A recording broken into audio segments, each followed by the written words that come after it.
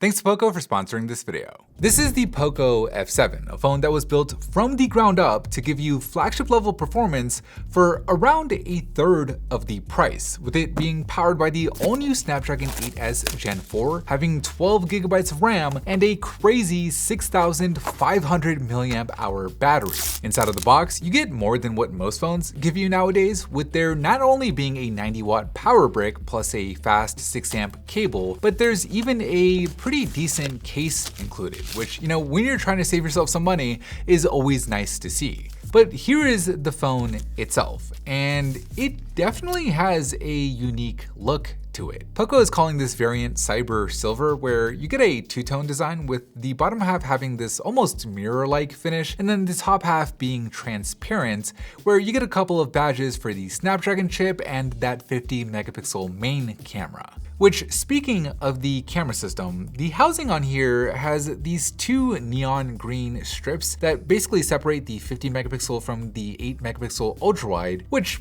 I don't know, I think it gives the phone a slightly sporty look. But if you're not so adventurous, POCO also offers the phone in a more subtle white version, which has this nice frosted back so it doesn't pick up as many fingerprints. And then of course there's also the classic black variant, which does have a glossy back, so you do get some fingerprints on that one. But overall, I'm pretty impressed with the build quality and the design of the phone given its price point. It's got a CNC'd aluminum frame, it's got IP68 water and dust resistance, and it also has these impressively thin bezels on the front. They're just 1.5 millimeters thick at the top, the left, and the right of the phone, with the bottom chin being a little bit thicker at 1.9 millimeters, so it's not perfectly symmetrical, but it adds up to a 94% screen to body ratio, which again, given the price of the phone, is not bad at all. Of course, the headline feature with the F7 though is its cost to performance ratio, with the new Snapdragon 8s Gen 4 essentially giving you similar performance to the Snapdragon 8 Gen 3 from last year's flagship. So in Antutu, it actually scored higher than both the Galaxy Z Fold 6 and the OnePlus 12, which both have that Snapdragon 8 Gen 3 chip, where the F7 scored over 2 million compared to the 1.8 million and the 1.9 million on the other two respectively. And that performance actually translates into the real world as well, with it outperforming the iPhone 16 in our mini speed test, where we load a large Word document, an Excel sheet, we edit the same photo with two different filters,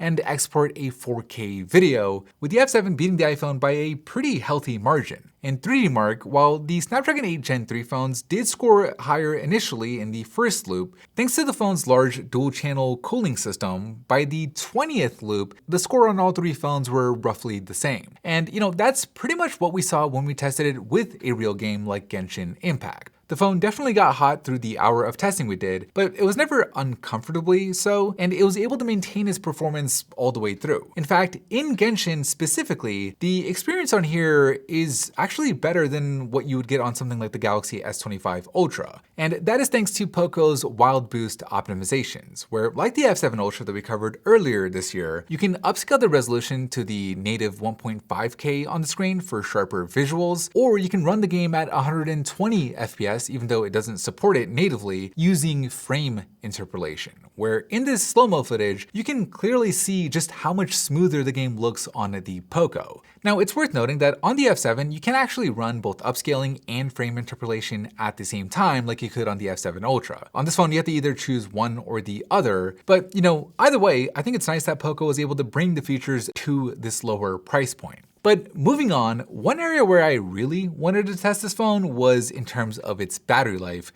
because 6,500 milliamp hours is just insane. I think it's the biggest battery we've ever tested, and while the 4nm Snapdragon 8s Gen 4 might not be as efficient as the 3nm Snapdragon 8 Elite, because of the sheer size of the battery on this thing, the F7 not only outlasted the S25 Ultra in our standard 2-day battery test, but it beat it by over an hour, which officially places it third overall in our battery test rankings. In fact, POCO is so confident in this phone's battery life that they basically let you use it as like a fast charging power bank to charge your other devices, with the USB-C port on here supporting 22.5 watts of reverse charging. We put it to the test with an iPhone 16, which basically charges at around that top speed, and the F7 was able to get the iPhone from 1% to 47% in just 30 minutes. Like, that's a phone charging another phone while only using 32% of its own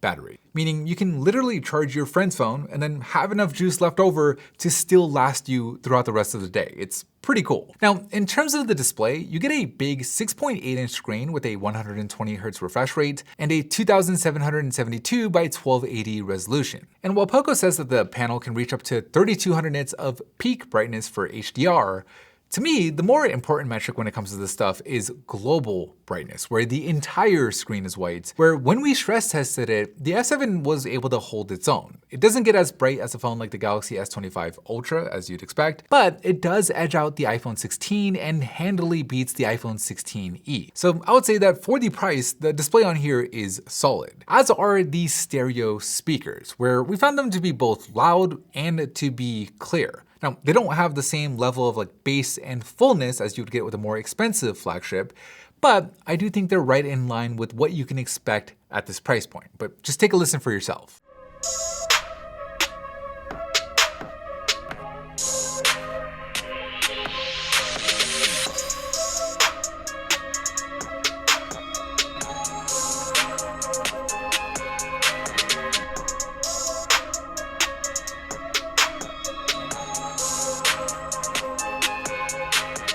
Okay, so as far as the camera goes, you get a dual setup here with a 50 megapixel main camera and a 8 megapixel ultra wide, where I think realistically, most of the time you're gonna wanna use the main sensor, where if you have decent light, you're able to get results that are perfectly fine. It's nothing mind-blowing. It's not gonna compete with a flagship phone with the better image processing and dynamic range.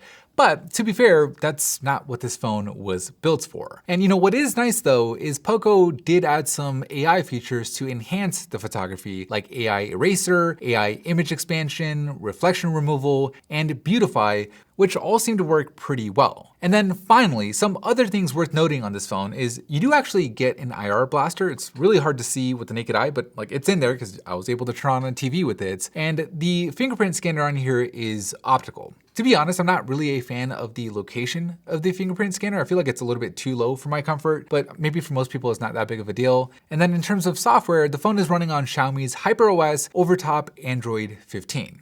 The OS is clean enough. There was a few bloatware apps that you can disable. And then as far as the software updates go, I'm not exactly sure how long POCO is gonna support it just yet, but if we go off of last year's F6, I would expect at least 3 years of major OS updates and 4 years of security patches. But I'll be sure to update the description once I get more info. But yeah, that is the POCO F7. And you know, I think overall, it's a pretty solid phone for anybody who's looking for like the lowest possible price without giving up that flagship level performance, which clearly from all the tests that we ran, this thing actually delivers on.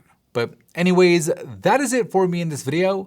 Thanks to POCO for sponsoring the showcase. Thank you guys for watching. And as always, I'll see you in the very next episode.